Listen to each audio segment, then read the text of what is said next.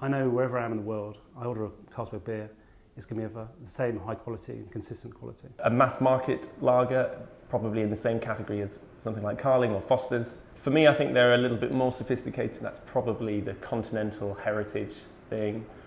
I don't actually know how many people taste test lagers, whether they can tell the difference. So that's why I think brand and marketing is very influential. Carlsberg is a very well-known brand in the UK with enormous pedigree and heritage. And that's really important in terms of making sure people remember you, because memorability equals favourability. However, the category is constantly changing, and what we've noticed recently is that there's a growth in flavoured ciders. The interesting thing about that is that it seems to cut across both sexes, male and female, and especially the target audience of the 18 to 30-year-old that we're talking about. So in that context, it's really important that Carlsberg is not just known for a brand that used to be good, but actually goes out there and re-engages with that audience and makes sure that it's relevant. I think the ads have the correct blend of just being laddie enough, but actually being fun and exciting and amusing.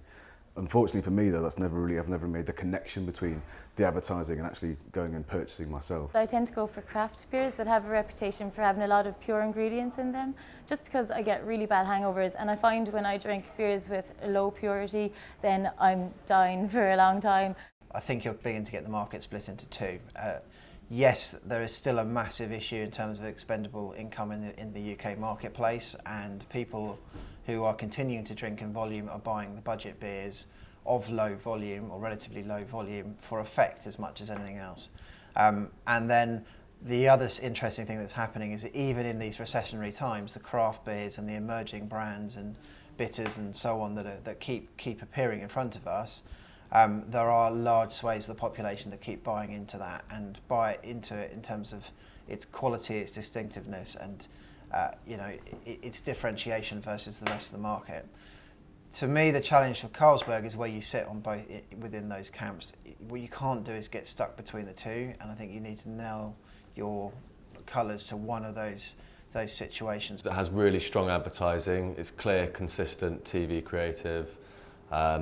I also associate it with the classic Liverpool kit from the late 90s, early noughties, a truly iconic kit that really resonates with all football fans. They've got strong sports affiliation, but as a non-sports fanatic and as a woman, I suppose, I don't relate to them in the same way that others maybe do. So going forward, it would be interesting to see how they make themselves less male. Carlsberg's in a great position as a beer.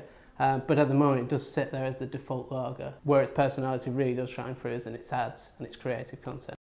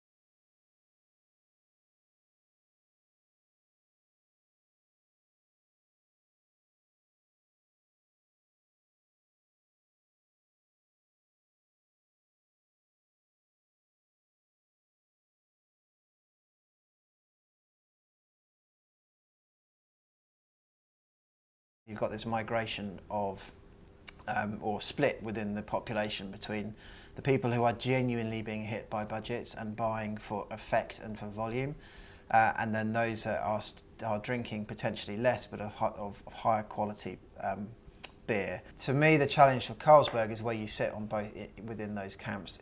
What you can't do is get stuck between the two, and I think you need to nail your colours to one of those situations per se.